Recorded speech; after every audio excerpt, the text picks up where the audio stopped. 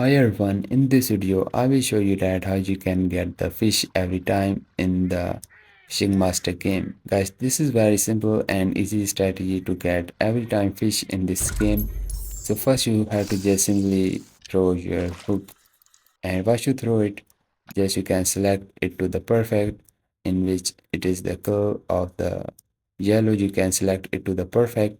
So whenever you select it, just click on the hook option and just release the reel. Then just on the reel option, and now here you just need to make sure whenever it goes to the red, then you can release the button of the reel.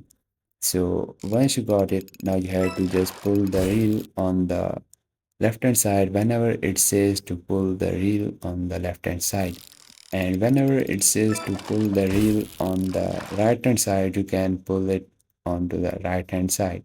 And whenever it shows the option to select the reel to up, then you can simply click on the up reel option, and you are able to get the fish every time in this game. And I hope you guys understand that how you can get the fish every time. If you find this video helpful, so please like it. I will see you guys in the next video. Bye bye.